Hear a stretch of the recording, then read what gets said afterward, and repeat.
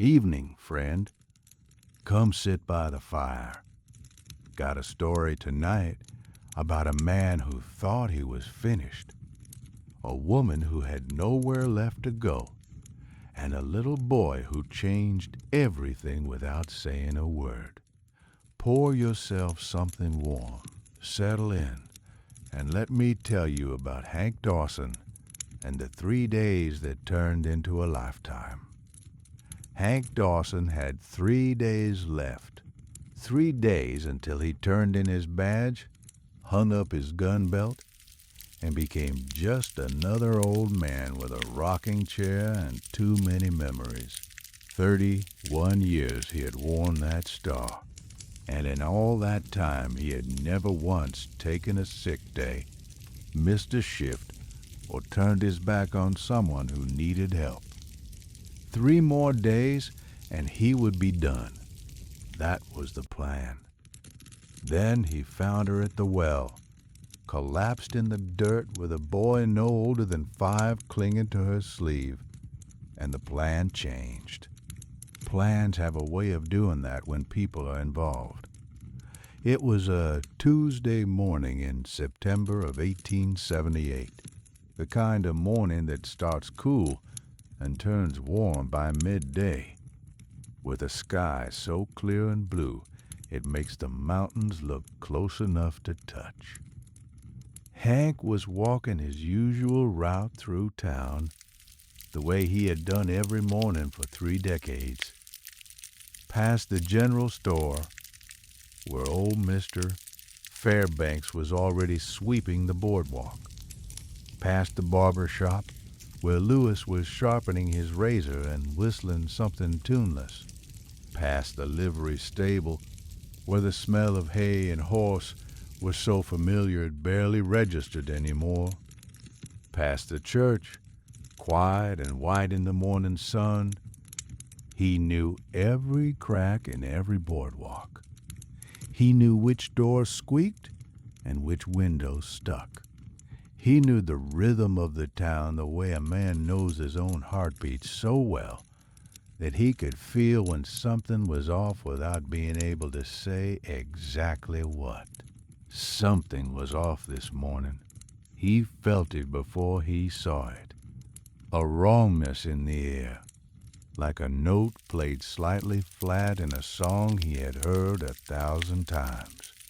He slowed his pace as he approached the town well, which sat at the center of the square, a simple stone structure with a wooden roof and a bucket on a rope. That is where he found him.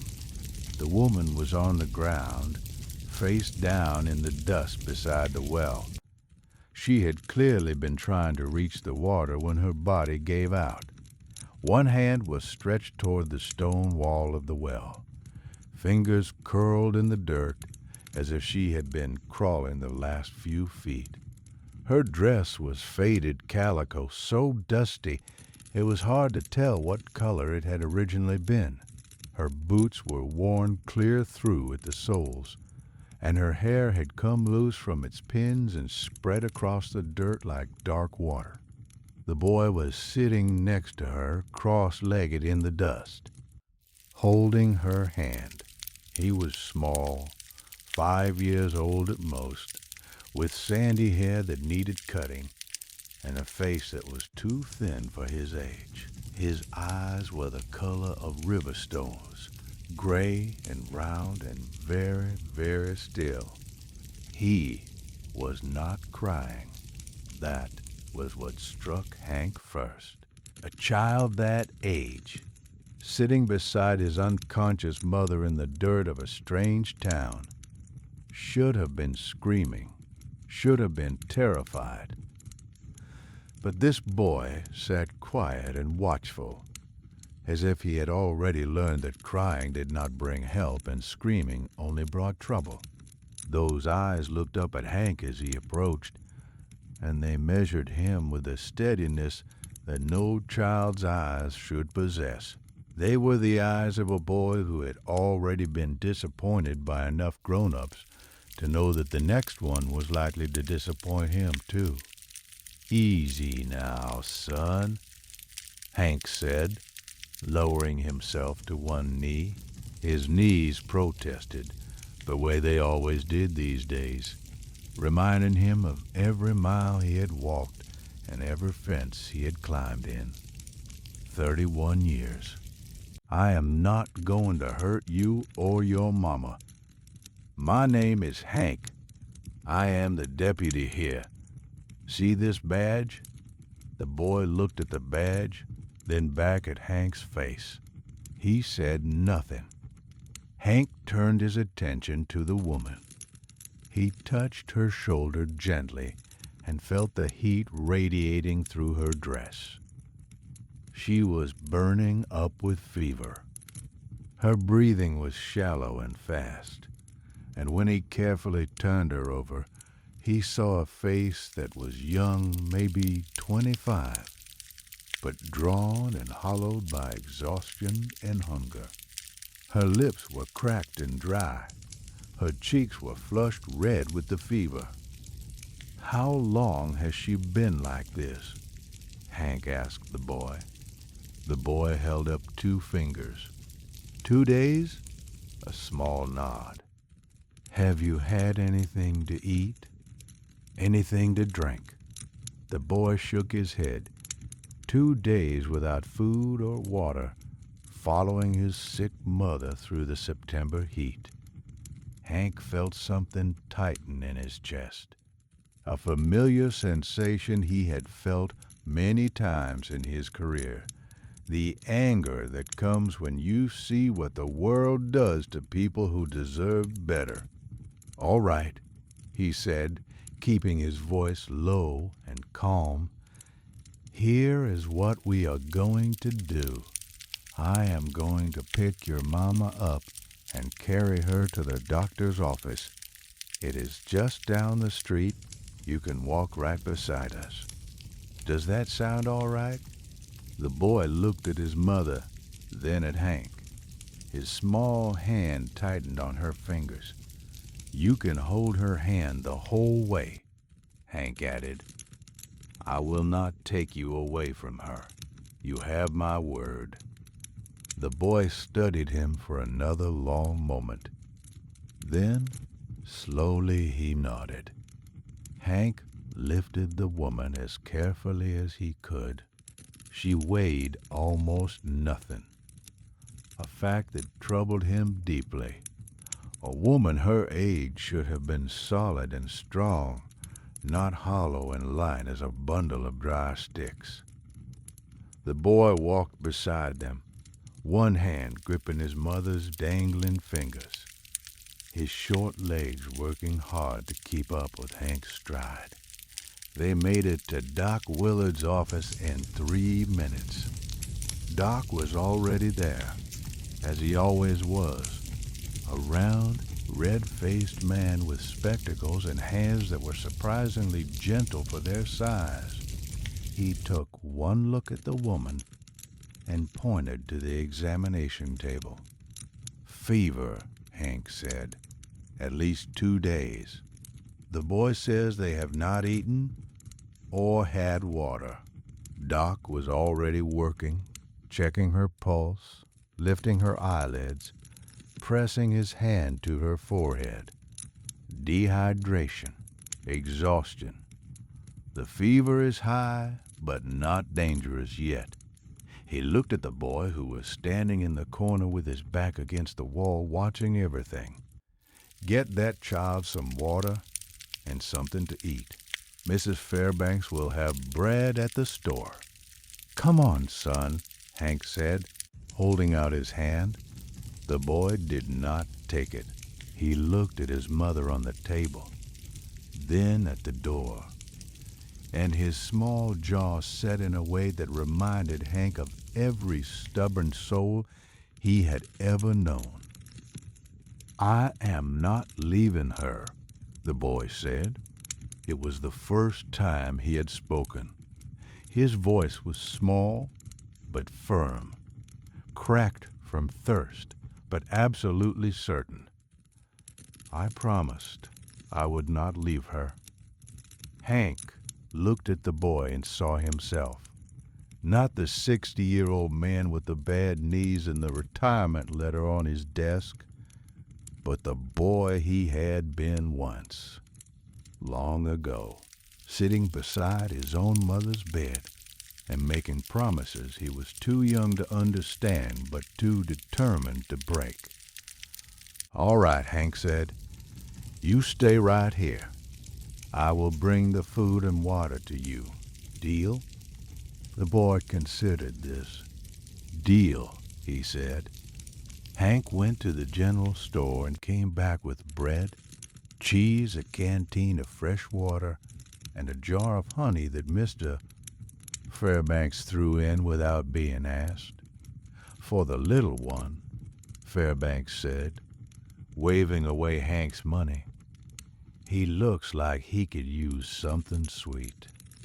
When Hank returned to the doctor's office, the boy was exactly where he had left him, back against the wall, eyes on his mother. He took the water first, drinking in careful sips that told Hank someone had taught him how to ration. He ate the bread slowly, tearing it into small pieces and chewing each one thoroughly. He did not touch the honey. "That is for you," Hank said, pointing to the jar. "Mama likes honey," the boy said. "I will save it for when she wakes up." Doc Willard glanced at Hank over his spectacles, and in that look was everything that needed to be said about the kind of child this was. The woman woke up 4 hours later. Hank was sitting in the chair by the window, the boy asleep on his lap. The child had fought sleep for as long as he could, sitting upright against the wall with his eyes fixed on his mother. But exhaustion had eventually won. He had slid sideways slowly and grudgingly until his head came to rest against Hank's arm. Hank had not moved. He sat perfectly still, barely breathing, feeling the small, warm weight of the boy against him, and he thought about all the years he had spent in this town, all the people he had helped, and the ones he had not been able to, and he wondered if any of it had mattered as much as this one moment, this one child who had trusted him enough to fall asleep. The woman's eyes fluttered open.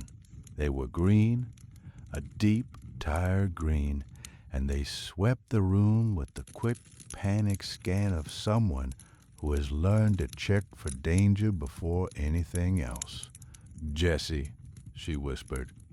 "Where is Jesse?" "He is right here," Hank said softly. "He is safe. He is sleeping."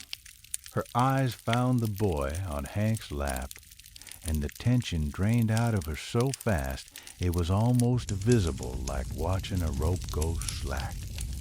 She closed her eyes and tears ran down her temples into her hair. "He would not leave you," Hank said. "I tried to take him to get food, and he said he had promised not to leave your side. He is a tough little man." She opened her eyes and looked at Hank, really looked at him, and he saw the same measuring quality that had been in Jesse's eyes, the same careful assessment. Like mother, like son. "Who are you?" she asked. "Hank Dawson, Deputy Sheriff. You are in the doctor's office in Ridgewood." "Ridgewood," she repeated, and something like relief crossed her face. "We made it. Where were you coming from?" "Silver Creek. The mines." She swallowed hard. "My husband, Daniel, he worked the number 4 shaft. There was a collapse 8 weeks ago." She did not finish the sentence. She did not need to. "I am sorry," Hank said. They gave us 2 weeks to leave the company housing. I sold what I could. I had enough for a stage ticket to Ridgewood, where my mother's cousin lives, a woman named Adeline Marsh. But the stage broke an axle 2 days out, and the driver said it would take a week to fix. I could not wait a week. Jesse and I started walking. You walked from Silver Creek, Hank said, doing the math in his head. That was nearly 50 miles. 50 miles through rough country with a 5-year-old and a fever. The fever started the second day, she said. I thought I could push through it. I always could before. A bitter smile touched her cracked lips. Turns out there is a limit. You made it, Hank said. That is what counts. Is Adeline still here? Adeline Marsh? Hank's silence told her the answer before he spoke. Adeline passed last winter, he said gently. Pneumonia. I am sorry, Mrs. Clara Prescott. And then the full weight of it landed on her. The last thread of the plan she had been clinging to for 8 weeks. The cousin in Ridgewood, the spare room, the helping hand, was gone. She had walked 50 miles with a fever and a child, and the person she was walking toward was dead. Her face did not crumble. That was what Hank noticed. It tightened the way a knot tightens when you pull it, drawing everything inward, compressing the grief and the exhaustion and the fear into something small and hard that she could carry without falling apart.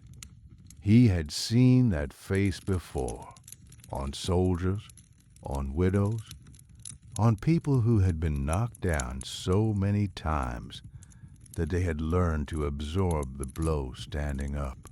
All right, she said, and the words sounded like a door closing. All right. I will figure something out. You are not figuring anything out today, Doc Willard said from across the room. You are staying in that bed until I say otherwise. You have a fever, you are dehydrated, and you are about 15 pounds lighter than a woman your age should be. I cannot pay, Clara said. I did not ask for payment, Doc replied. Hank, tell this woman how payment works in my office. He keeps a running tab, Hank said. Nobody has ever seen it. Most folks figure it does not exist. It most certainly does exist, Doc said, sounding offended. I just have not gotten around to collecting. I have been busy for 30 years, Hank added.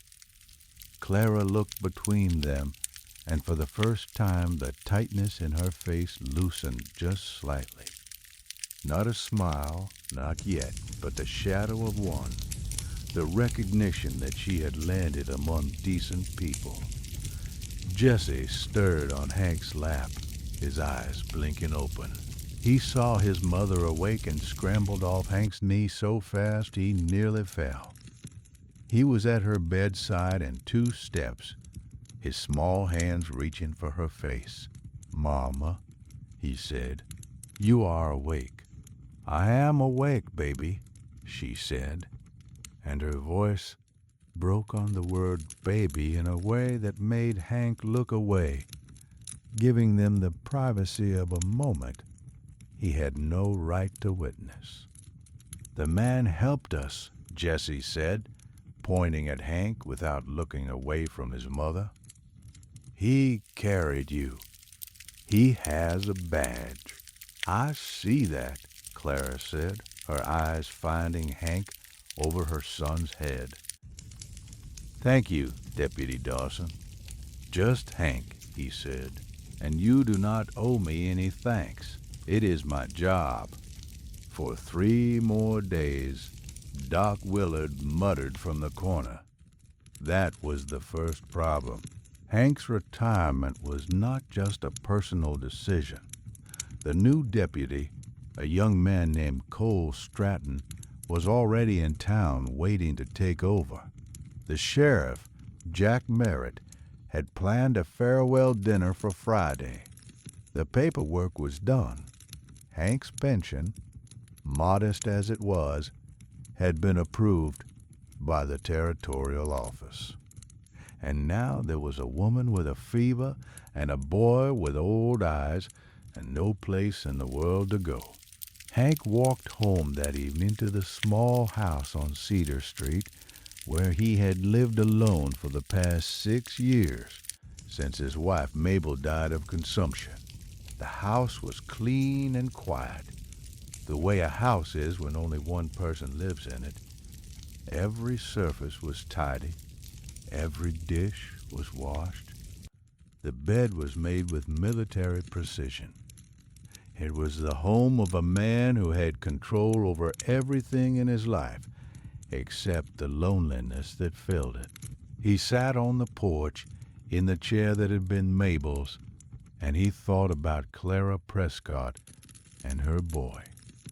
He thought about Adeline Marsh, dead since February, and the empty house on Birch Street that no one had claimed yet. He thought about 3 days and how much could change in 3 days.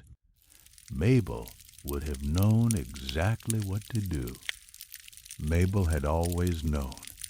She would have been at Doc's office before Hank even got there, with a pot of soup and a blanket and a plan that covered the next 6 months.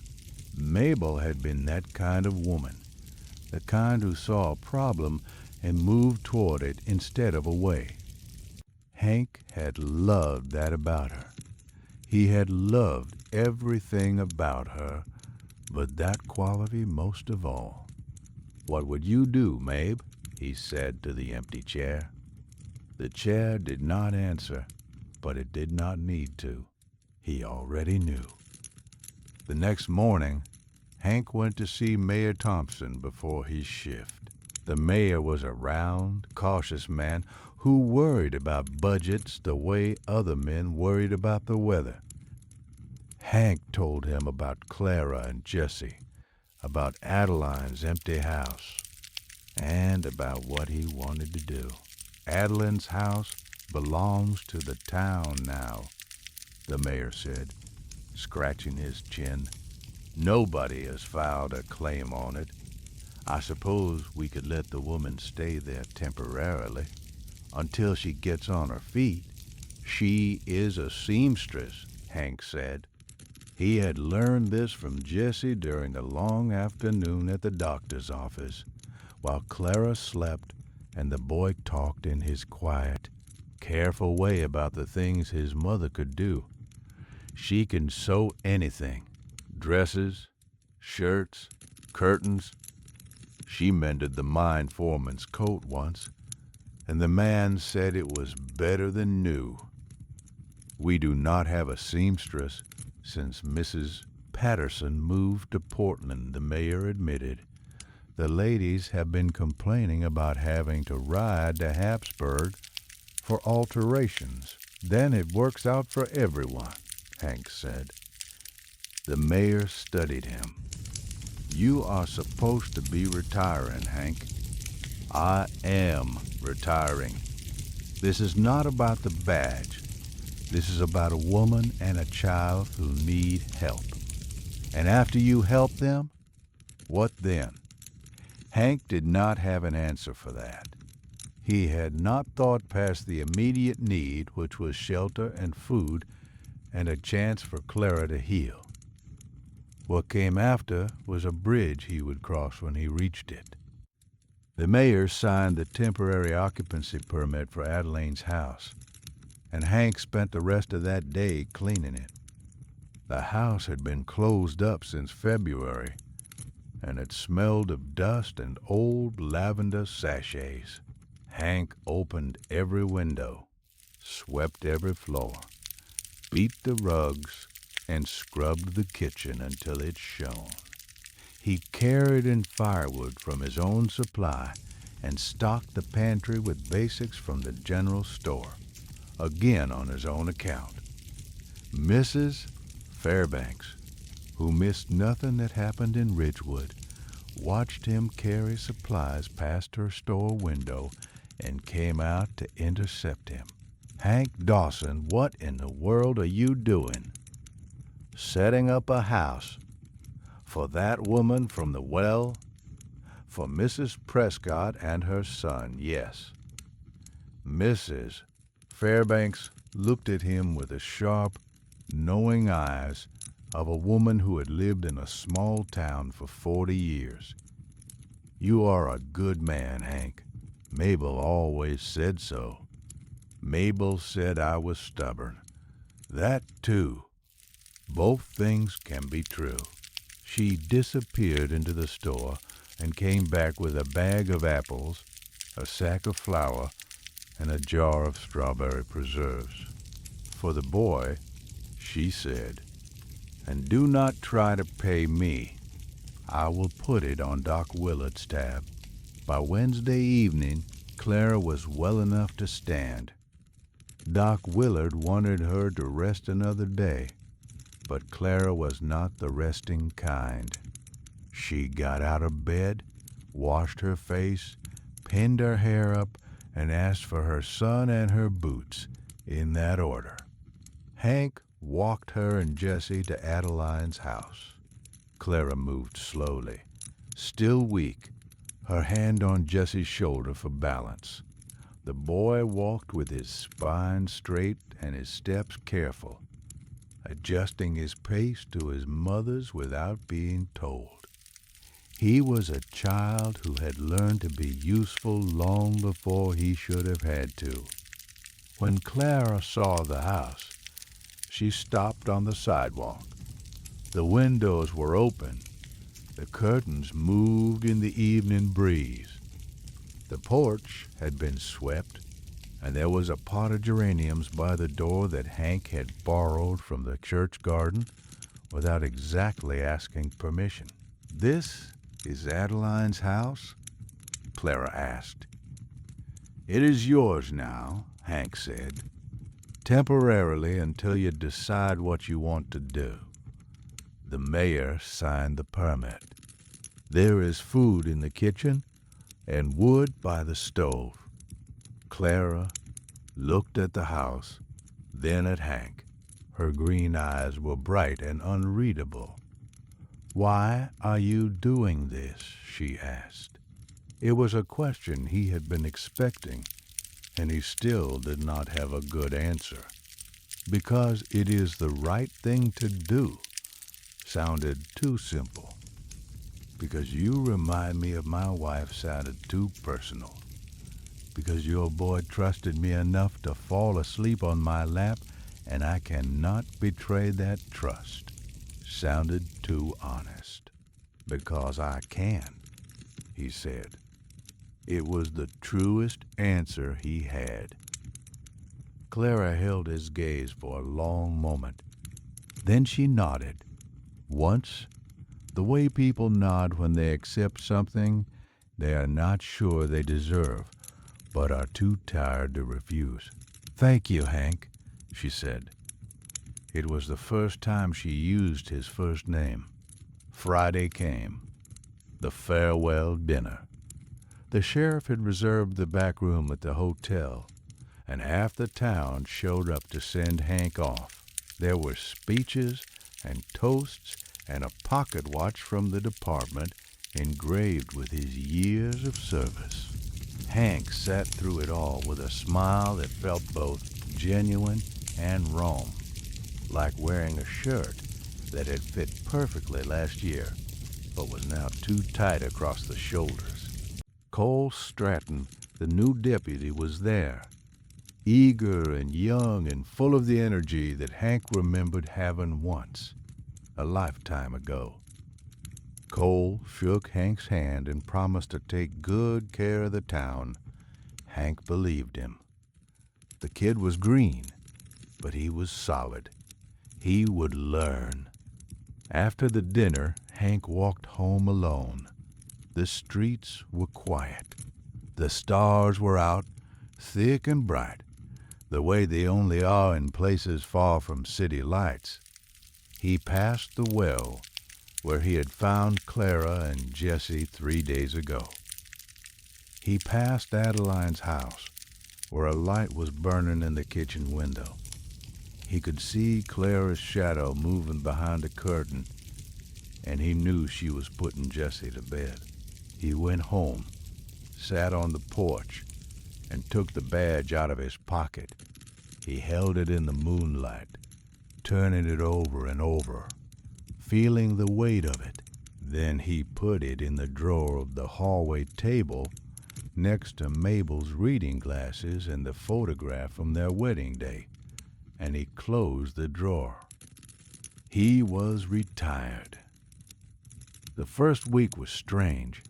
Hank woke at 5 the way he always did and had nowhere to go.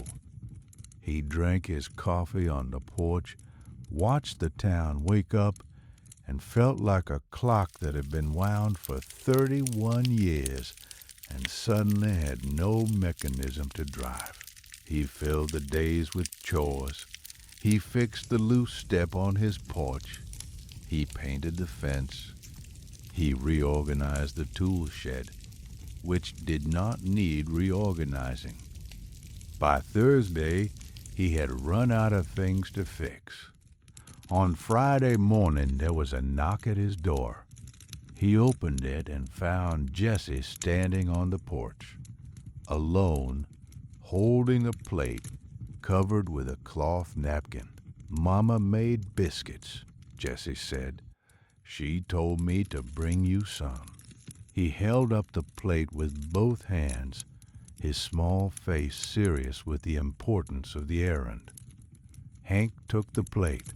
Under the napkin were 6 biscuits, golden brown and still warm, with a small pot of the honey that Jessie had saved from that first day at the doctor's office.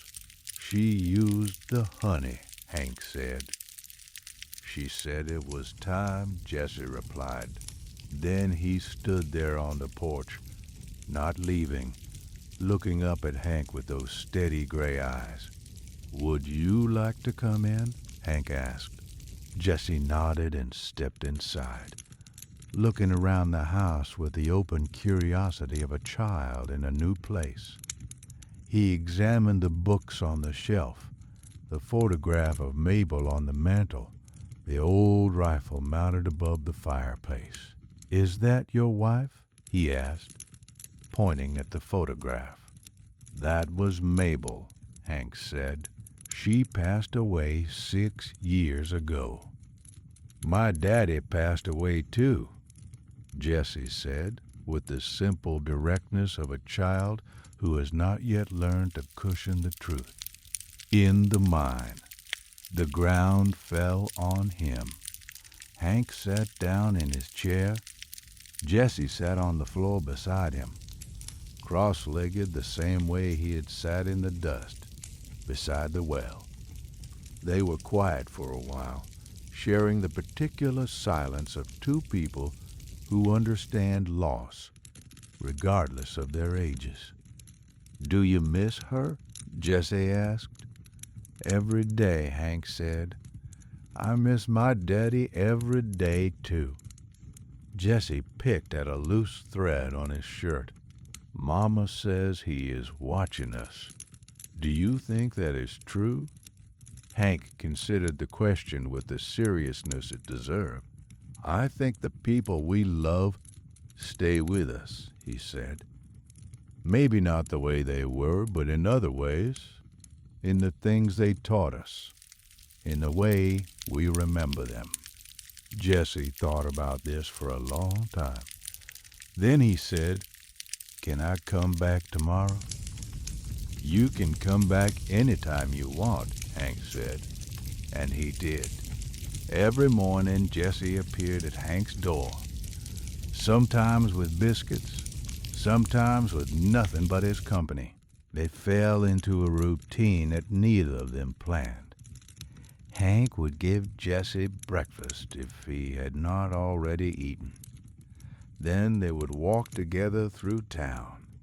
Hank pointing out things the way he used to on his patrols, the hawk's nest on the church steeple, the loose board on the barber shop step, the way Mr. Chen at the laundry always hung the white shirts on the left side and the colored ones on the right. Jessie absorbed everything. He asked questions that surprised Hank with their depth. Why did the bank have bars on the windows, but the church did not? Why did the horses at the livery stable face different directions? Why did some people cross the street when they saw the sheriff coming?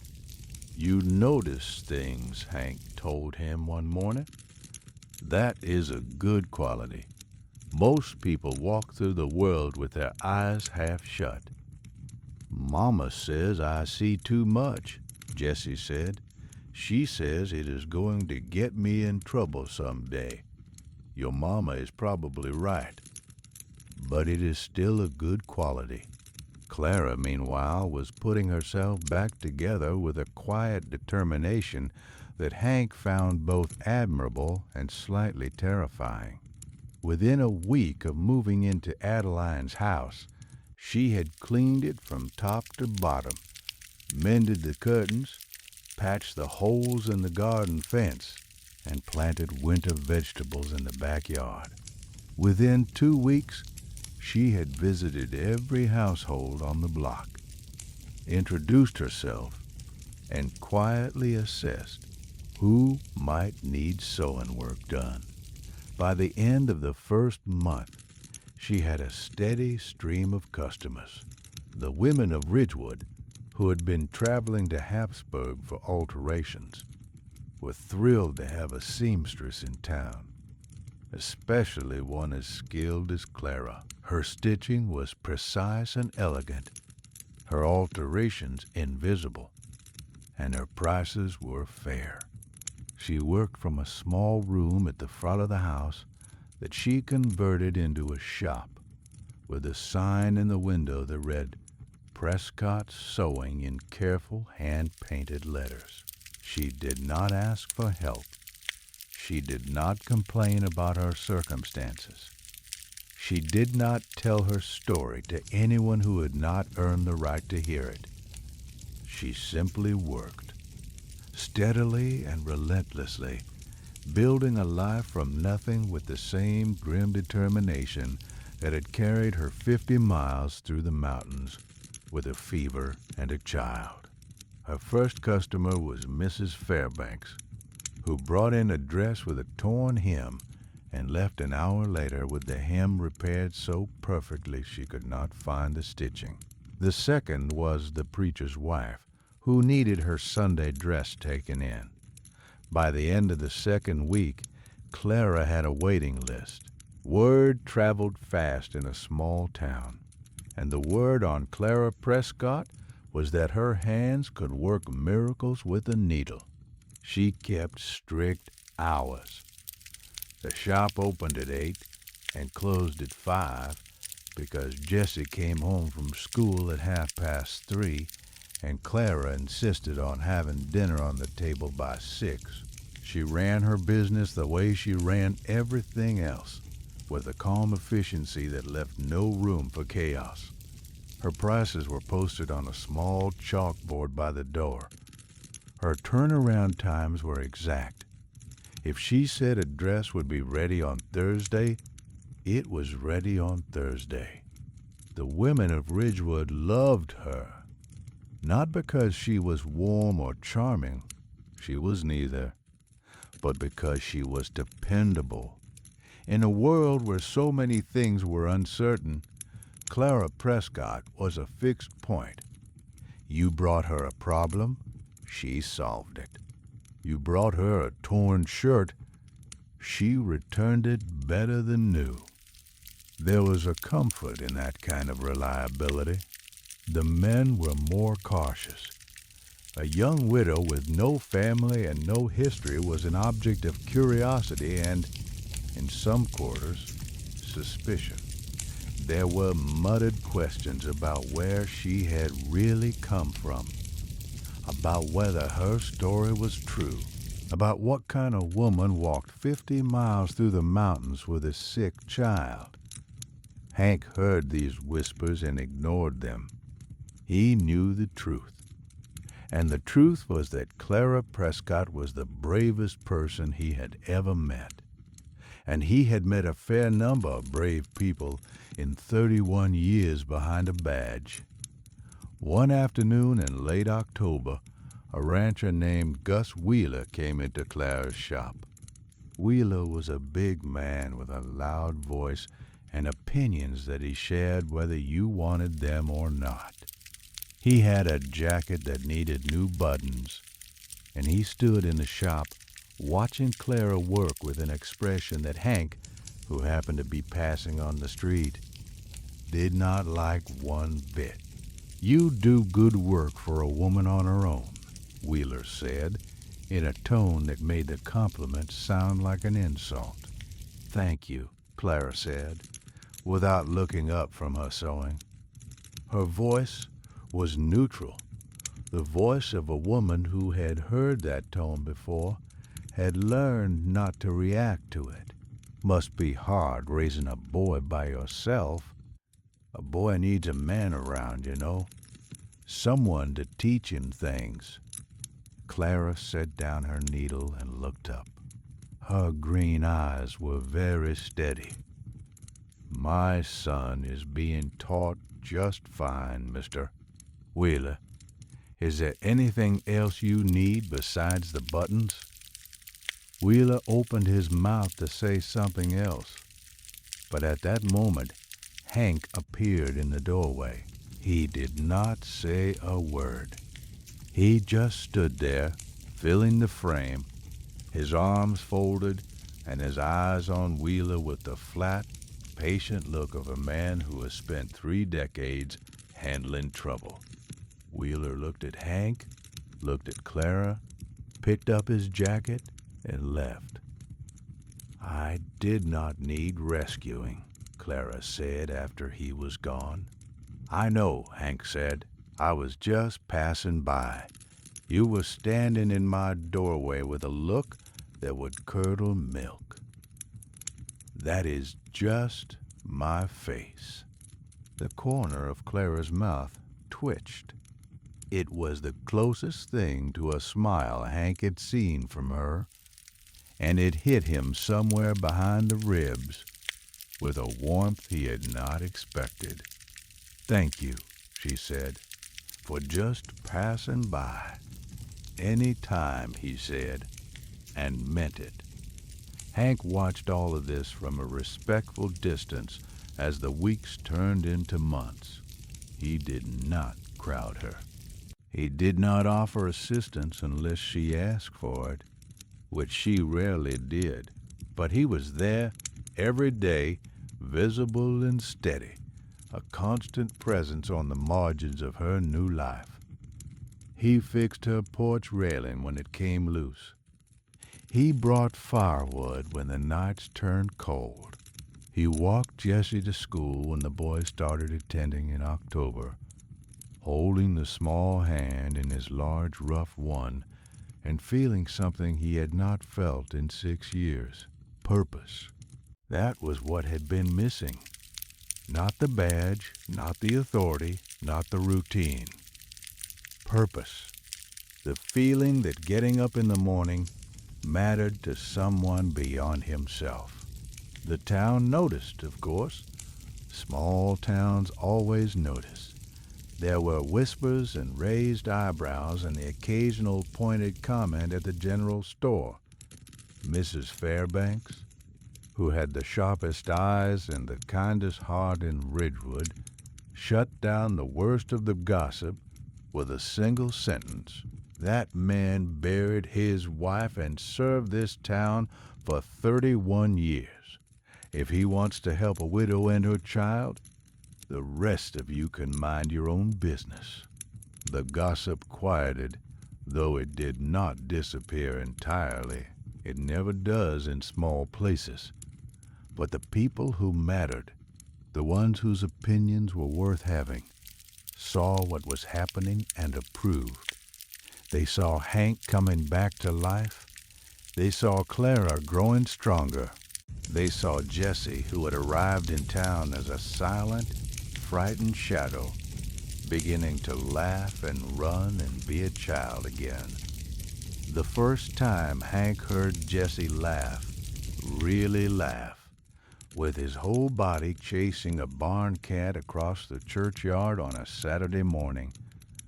He had to turn away and pretend to study the church steeple because his eyes had gone blurry and his throat had closed up. Mabel would have loved that boy. She would have had him in the kitchen making cookies within the first hour. She would have known exactly how to reach him, how to coax the laughter out of him, how to make him feel safe. Hank was clumsier at it, slower, working by instinct rather than talent. But he was trying.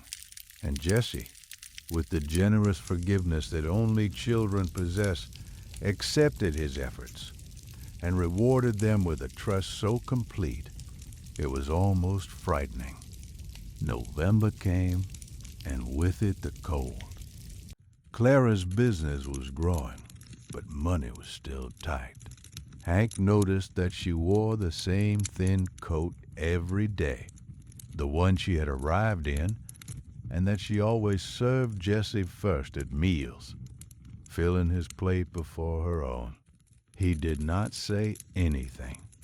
He knew better than to challenge her pride directly. Instead, he brought over a coat that had belonged to Mabel, wrapped in brown paper. "I found this in the attic," he said. Mabel would have wanted someone to use it. Clara held the coat and ran her fingers over the fabric. It was good wool, deep blue, barely worn. Mabel had bought it the year before she got sick and had only worn it a handful of times. "I cannot take your wife's coat," Clara said. "She would be furious if she knew it was sitting in a box while you were walking around in the cold," Hank said. "Trust me on that." Mabel had strong opinions about waste. Clara looked at him, and something shifted in her green eyes, a softening not of her resolve, which remained as iron as ever, but of the wall she had built around herself, the wall that said she could do this alone, that she did not need anyone, that accepting help was a weakness. "Thank you," she said. She put the coat on. It fit. The weeks passed, and the three of them, Hank, Clara, and Jessie, became a fixture in Ridgewood. Not a family, not officially, but something close to it. Something that did not have a name yet, but had a shape and a warmth that everyone could feel. Hank ate dinner at Clara's house most evenings. She cooked, he cleaned up, and Jessie sat between them at the table, telling them about his day at school with the detailed reporting style of a boy who noticed everything and forgot nothing. After dinner, Hank would sit in the parlor while Clara sewed and Jessie did his schoolwork. Sometimes they talked. Sometimes they did not. The silence between them had evolved from the careful silence of strangers to the easy silence of people who were comfortable simply being in the same room.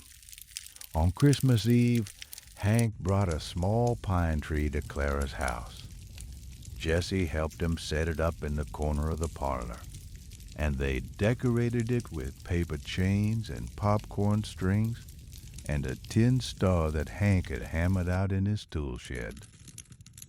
Clara stood in the doorway watching them, her arms folded, her face wearing that complicated expression that Hank had come to recognize, the one that meant she was feeling something too big for words and was trying to contain it.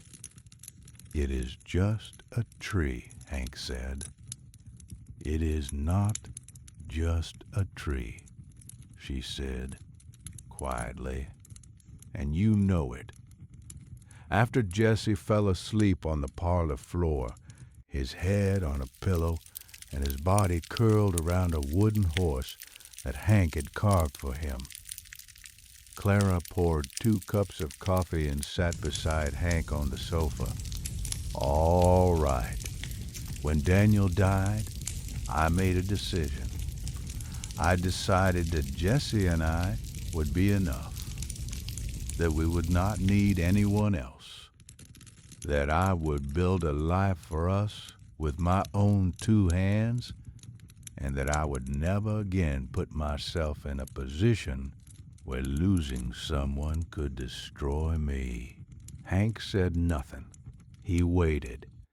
"I have been holding to that decision for 8 months. Through the mine, through the walking, through the fever, through everything.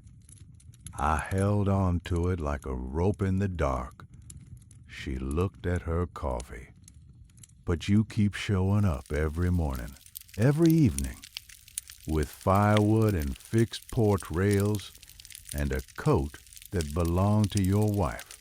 And Jesse, he talks about you the way he used to talk about Daniel, like you hung the stars." Her voice wavered, and Clara Prescott was not a woman whose voice wavered. "I do not know what this is," she said. "I do not know what we are. But I know that my decision, the one about not needing anyone, was wrong. Or maybe it was right for a while, and now it is not." She looked at him. "I need you to tell me what you want, Hank, because I cannot read you the way I can read most people, and I am tired of guessing." Hank set his coffee down. He looked at the sleeping boy on the floor, at the tin star on the small tree, at the woman beside him whose strength and stubbornness and grace had brought light back into a house that had been dark for 6 years. "I want to keep showing up," he said, "every morning, every evening, for as long as you will let me." That is not an answer. It is the only one I have right now. I am 60 years old, Clara. I have already had one great love, and I've buried her on the hill behind the church. I am not going to rush into anything, and I am not going to promise things I cannot deliver. But I want to be here, with you, with Jesse. Not because you need me, because you clearly do not need anyone, but because my life is better with you in it. Both of you." Clara was quiet for a long time. The fire crackled. Jesse murmured in his sleep.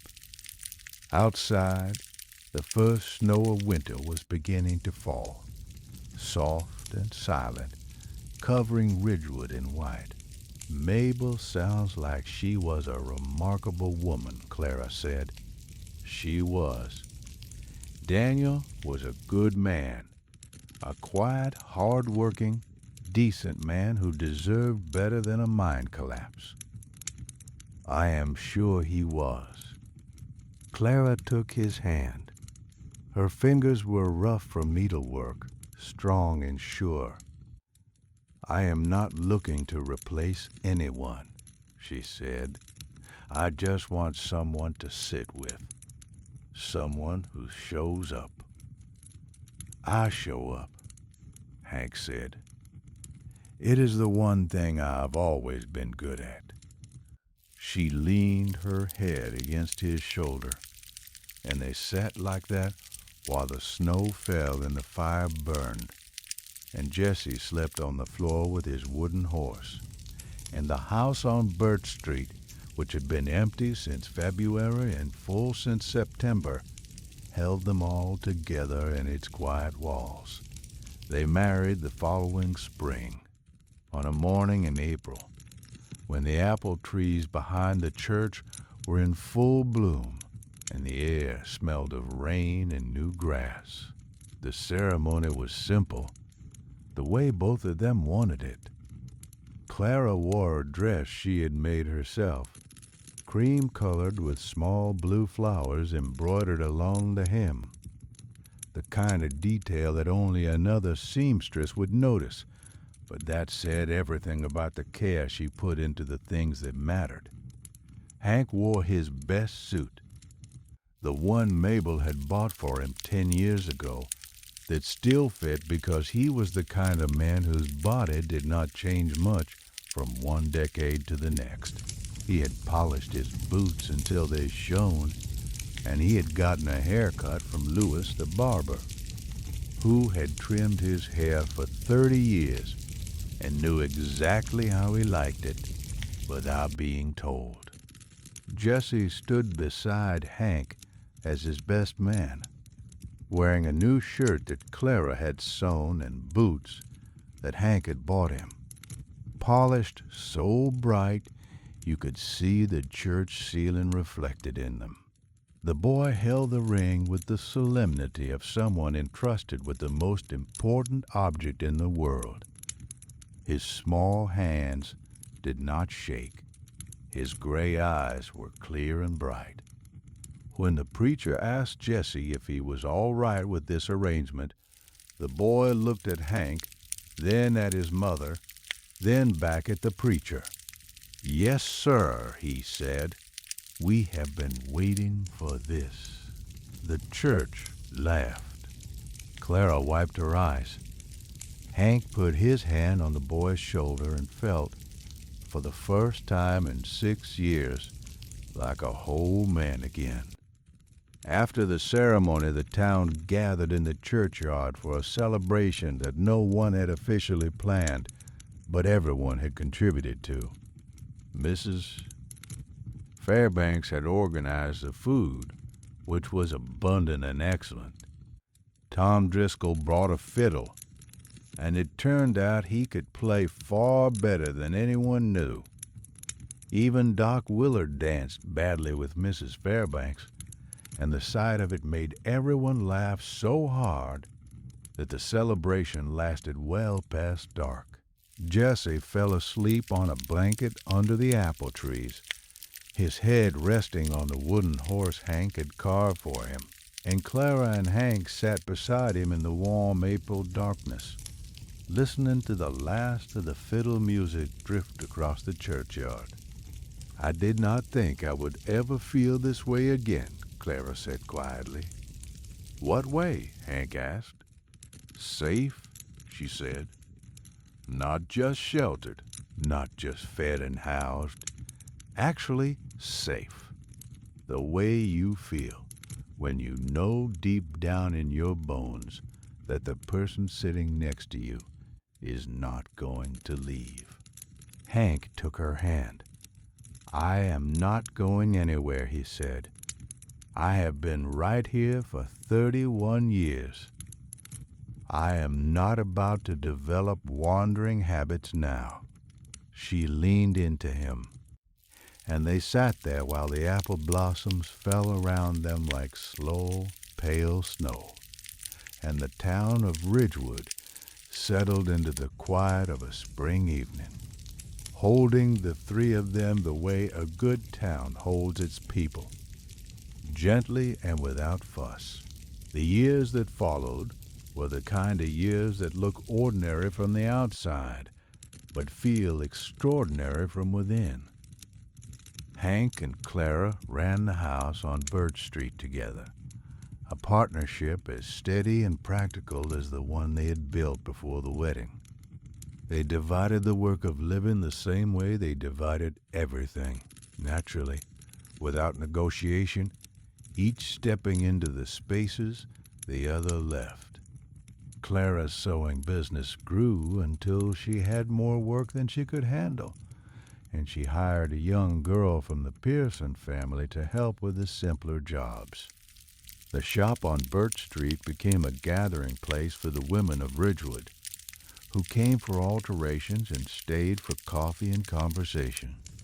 Clara, who had arrived in town as a silent, guarded stranger, gradually opened like a flower in slow motion, revealing a dry wit and a warmth that she had kept hidden behind her walls of self-reliance. Hank took on small repair work around town, fixing things that needed fixing, the way he always had, badge or no badge. He mended fences, rehung doors, repaired roofs, and built a new set of shelves for the general store that Mr. Fairbanks declared were the finest shelves in the territory. He did not charge much, and he did not charge at all for people who could not afford it.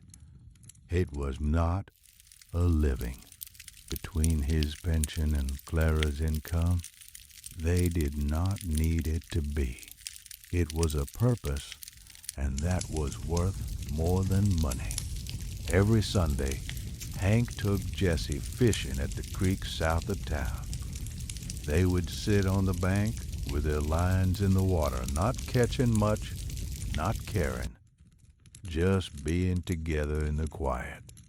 Jessie would ask questions, the endless, searching questions of a boy trying to understand the world, and Hank would answer them as honestly as he could, because Jessie deserved honest answers, and because Hank had spent too many years watching men lie to children and calling it protection.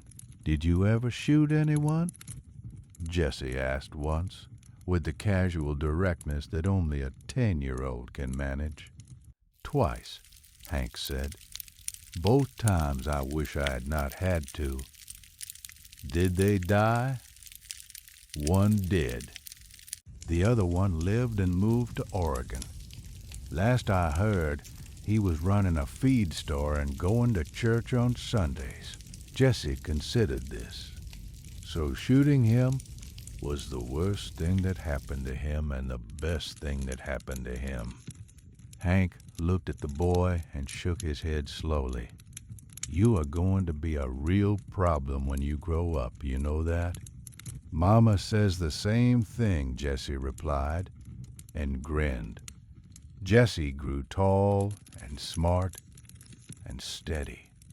He had Hank's patience and Clara's eyes and Daniel's quiet strength, and by the time he was 12, he could ride a horse, mend a fence, and discuss the news of the territory with the seriousness of a man 3 times his age.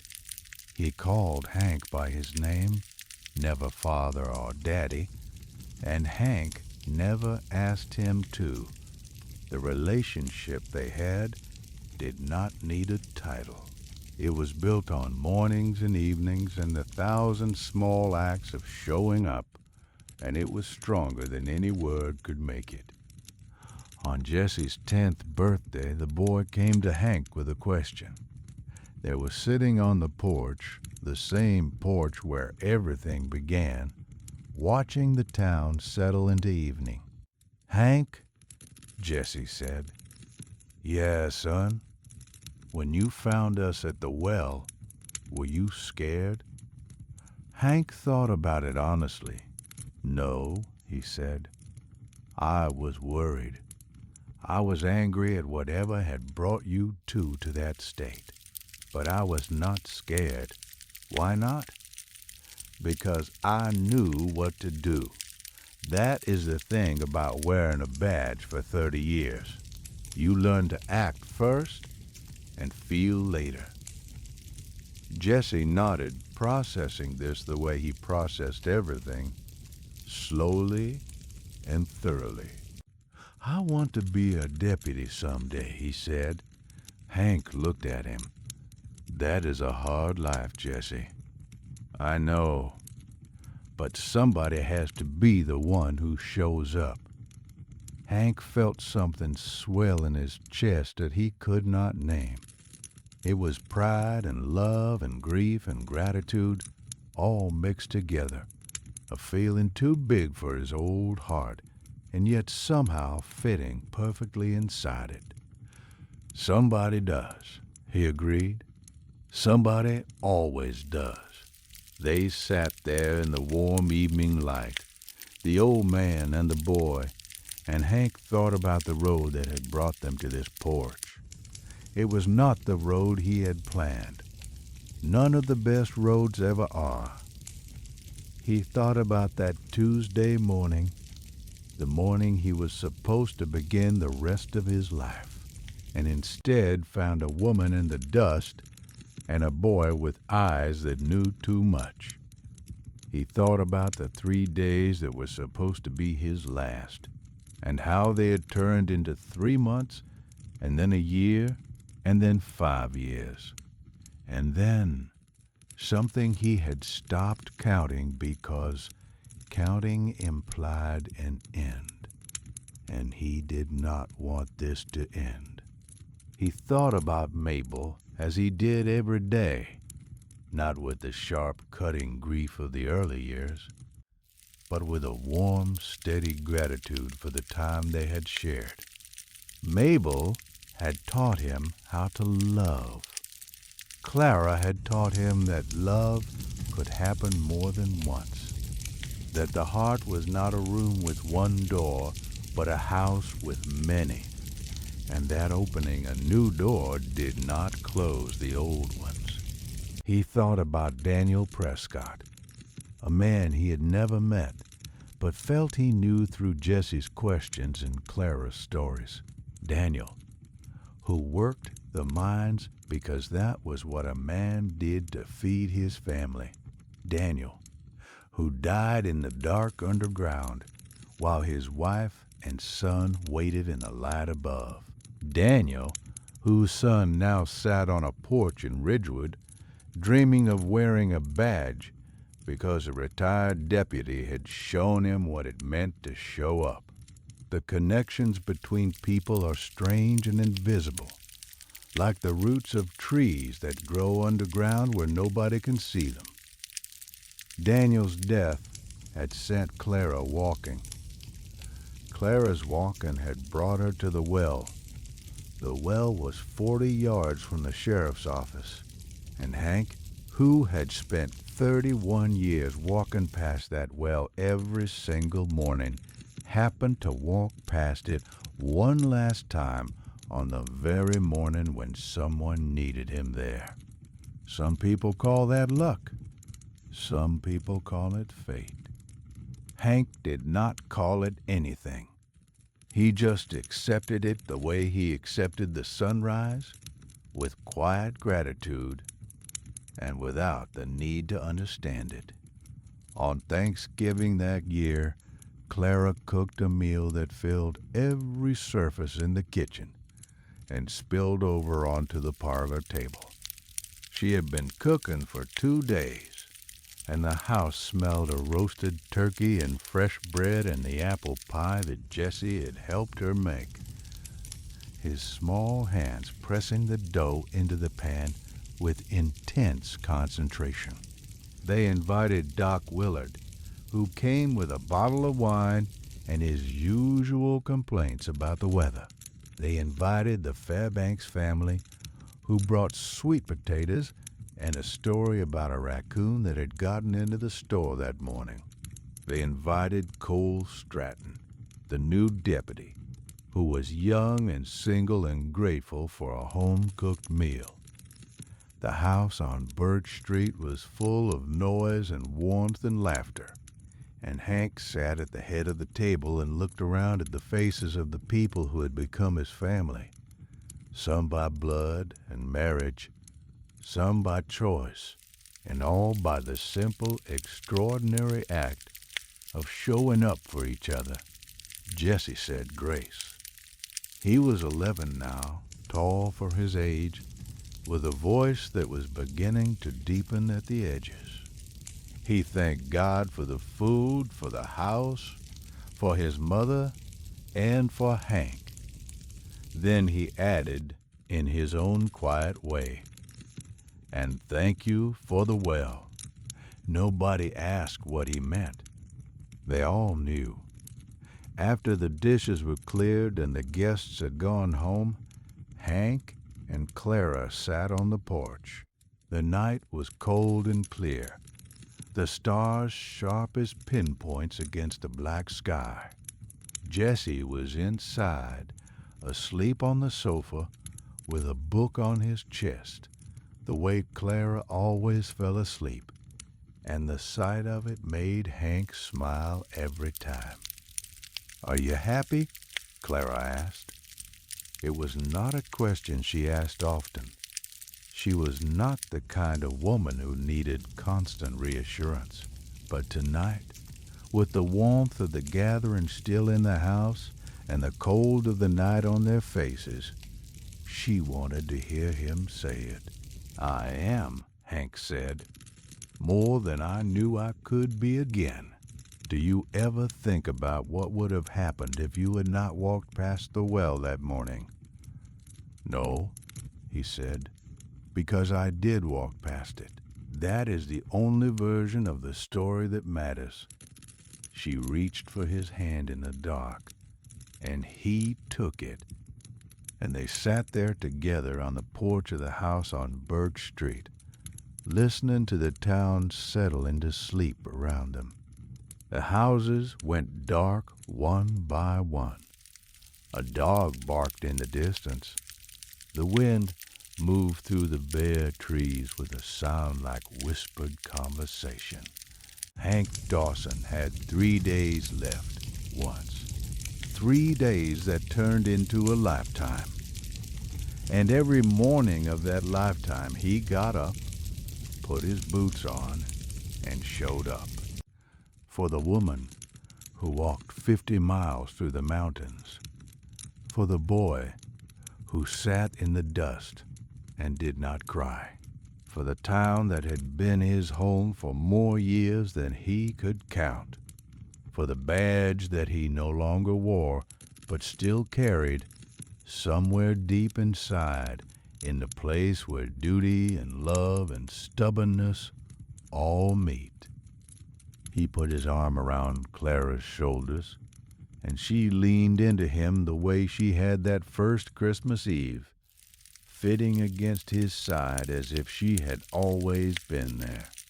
Above them, the stars turned their slow wheel across the sky, the same stars that had shone on every sheriff and every deputy and every lost soul who had ever stumbled into a small town and found something worth staying for. "I love you, Hank Dawson," Clara said. "I love you too," he said. "Both of you. All of this." "I know," she said. "You show it every day." And that was the truth of it, the whole truth. Not spoken in grand gestures or dramatic declarations, but in the daily, ordinary, relentless act of being there, of showing up, of carrying firewood and fixing porch rails and walking a boy to school and sitting on a porch in the cold because the person beside you makes the cold worth bearing. And that is the way I heard it told. The fire is just embers now, glowing soft and orange in the dark. Some men retire. Some men just find a new reason to keep going. Hank Dawson was the second kind. He hung up his badge, but he never hung up his heart. And the woman and the boy at the well gave him something that no pension or rocking chair ever could. They gave him a reason to get up in the morning. You rest easy tonight, friend. I will be right here next time you need a story. The fire will be burning, Same as always. Good night.